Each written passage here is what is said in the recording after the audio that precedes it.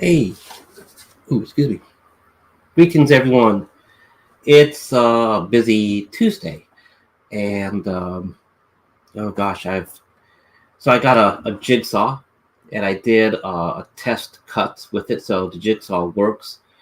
Um, Not a very clean cut, jigsaw goes all over, but it works. So, with that said, this is part of working on a plan B. The issue is that I got laser cutters. And the large laser cutters, the laser tube is getting weak, both the Glowforge and the Beambox by Flux. So I need to see about getting replacement tubes for them.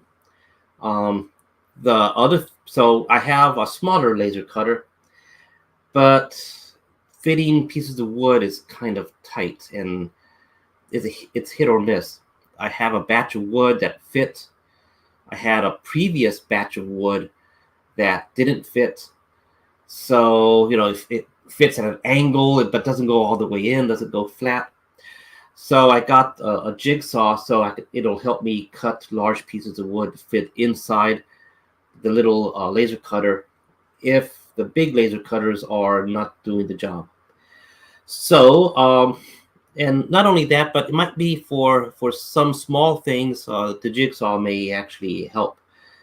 Like for example, I have so the case is that I have these large sheets of wood, and I cut piece here, I cut piece there, so I have these holes in there, and but I have like another, have an area of that wood that is still usable, but I need to fit it into the small machine. So the jigsaw will help me cut, like, snip this piece off, that piece off, and then I can fit the whole thing.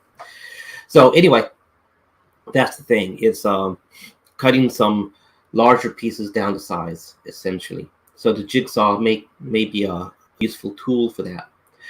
Now, with that said, today's been a busy day because I did a test cut with the jigsaw. So everything works.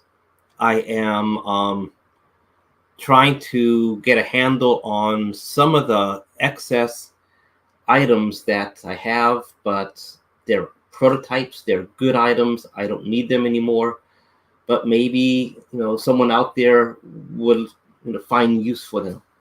So I do have like a lot of prototype stuff. Like for example,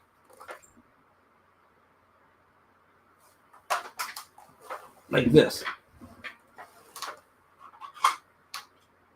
Okay, this is not the prototype. This is actually a usable piece. So this piece is going to go out to an order, but this was a prototype. So it's still on the little raft that I did for it. So I'll just take that off. So this was a prototype idea. The thing is that just like the VSS consoles, they have a space in there that I can insert a display. Well, you can see it here, but yeah. So the displays have these little 3D printed holders, I suppose. And the idea is that you can replace the display simply by getting a holder that has the proper width. Because these neon green, they're thicker than the clear acrylics that the VSS gray consoles come with. So instead of having to reprint the entire console with different thicknesses for that, all I do is just reprint this and have this with the appropriate thickness. And so the idea for that led to other consoles. So one of those console ideas was to have a small, groove area where I can do the same type of idea. I could put, this is probably not going to fit now, but the idea is that I could put a replacement holder on there inside, and I could put different kinds of acrylics, thin acrylics or thicker acrylics. So that was one idea. And so I did this one as a prototype. But I don't need it anymore, and I'm not going to go with this direction in the future. So now the idea of having this little piece there to put the acrylics, that's still a good idea. But in terms of this particular console, this particular pedestal console, I am not going to go in that direction. However, I am thinking on stuff like this, I'll be putting in the DieWarriors store as a one-time thing, really. So something like this will have an acrylic display. It'll come with all the pieces needed for this, and it'll be just available as a one-time thing. It'll be, some parts will be compatible to existing pieces, like the keyboard, things like that. Those things are worked on. The display will be, the same idea, set up for this, have maybe a unique display. I'm not sure what's going to be actually displayed, maybe some sort of graph. But this will hit the store and be a unique item. It'll be basically as is, so it's not going to be like, if the item has, it's not just this item too, but if the item has imperfections, those imperfections will be there. So when you get these types of products, they are really prototype type stuff, and so some of them may need a little bit of work to finish or make it presentable. Plastics like this tend to be kind of soft, so sanding will remove a number of the imperfections. In this one in particular, the underside has let's focus on my fingers or something. Let's focus on my face. Come on. Anyway, trust me, it's got some issues, overhang issues on the bottom, and but these things can easily be remedied by sanding down. So I'll make this one available. It'll be a complete thing, but it'll be just a unique item. And so the thing is that I have a whole bunch of prototypes like this, and I don't need them anymore. And so what I'm going to do is I'm getting some paper. Tomorrow I'll be making some labels.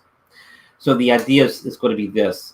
Instead of just having a Ziploc bag and I'm just going to put things inside, I am going to, when the item is complete, it'll have a label stapled to it, a paper label.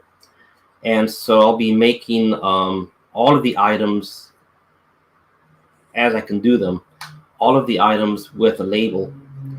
And that also will help me to inventory what I have better. Right now, I have items, let's say, for example, the small items, coffee mugs, goblets, things like that. They're loose, so they're in a little bin.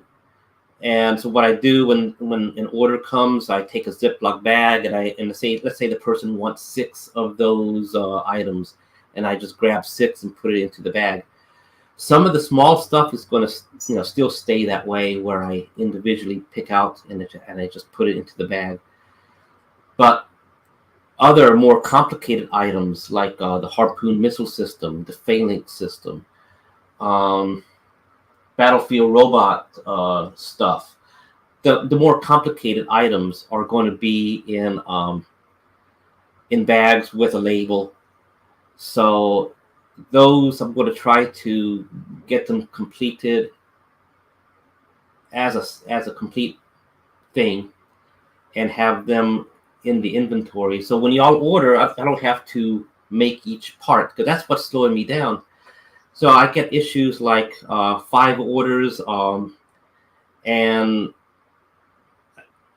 the first order might be a very complicated order with a lot of small pieces, and I have to occupy the machines to print those out. And so the rest of the people are waiting for their orders to come up in the queue.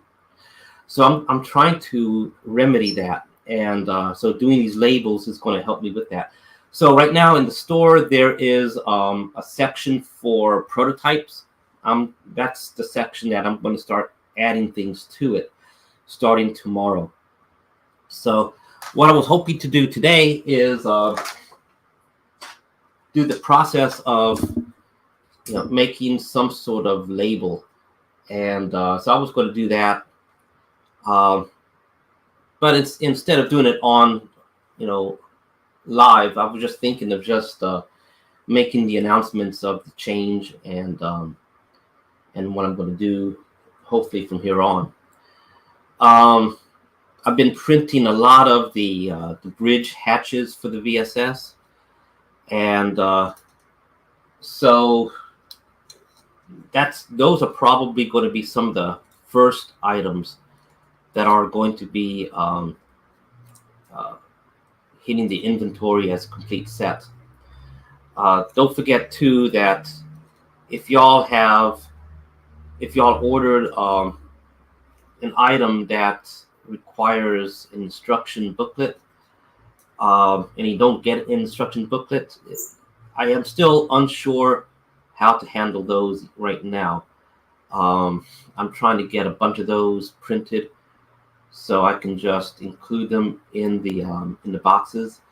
Thing is that the boxes come in different sizes, and I don't want to just print the smallest that I can. I want, people need to be able to read what I have on there.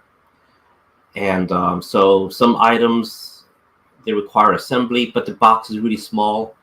And instead of just jamming the instruction booklet in there or folding it really small like that, I'm doing it where if you need an instruction booklet, let me know and I will email you a PDF.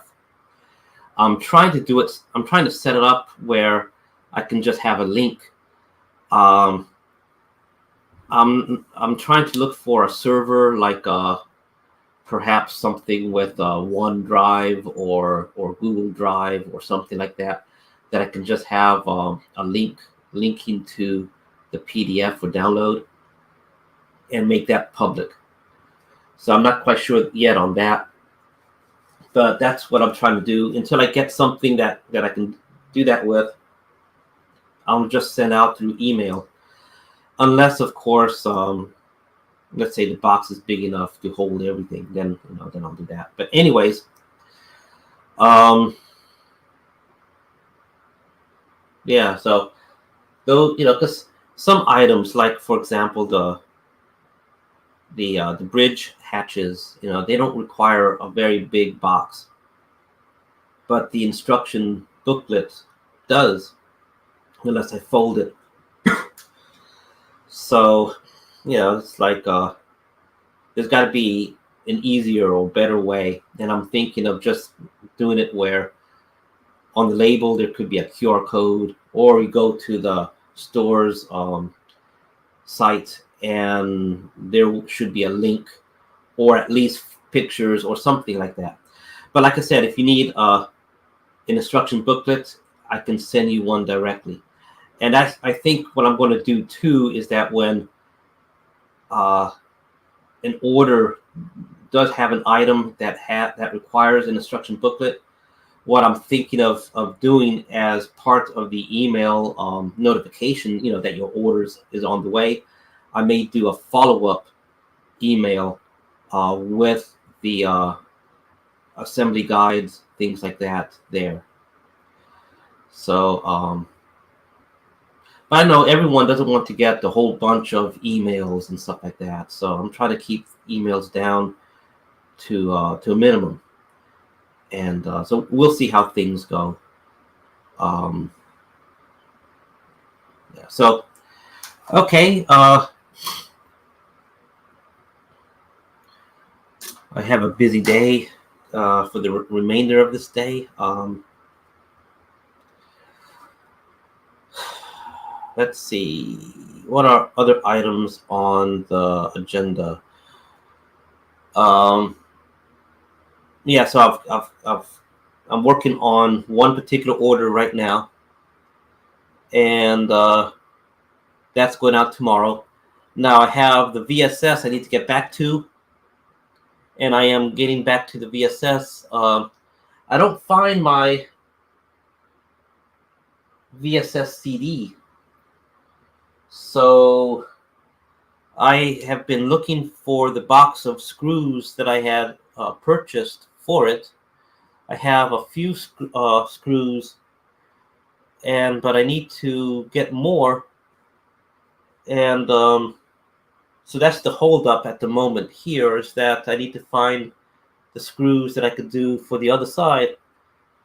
So if you have purchased a VSS and you happen to know the size of the screws, please let me know. Okay, I think I have bothered Victor a bit too much for that, but I don't want to be an inconvenience, and that's what I think I'm becoming. So, yeah. So I am getting back to the VSS. I think there's going to be some fixes. I'm going to, like I said, with the engine room, with the damage that it received, I'm just going to cut away the damaged parts, and then I'm going to Frankenstein the fixes, and so you'll start to see some of that maybe by the end of the week, because I'm getting in the mood that I need to get it going again.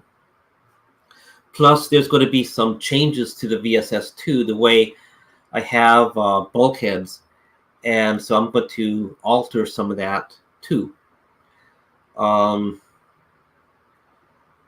In particular, reason is because I want to make the overhead lighting area easier to place into the VSS, because right now what it is that it's a little convoluted, and it makes putting everything together inconvenient. So I need to redesign the way the lighting snakes around, and fortunately I have enough LED strips, so I'll be able to make some changes and things like that, now that I more or less know what I'm doing. Okay, so anyways, getting back to it right now, I'm going to be doing the first set of labels. Probably going to be doing labels for the bridge hatch first, because it's in front of me. And the other thing is that there's some orders that are coming that I'm working on that include bridge hatches, and so y'all probably will get the early version of these labels. Okay, with that said, I'm going to get started. So thank you for watching. It's a very quick video. I got a lot to do, so catch y'all later. Maybe tomorrow I'll do another video. I'm not sure. So, okay, catch y'all later. Have a great one.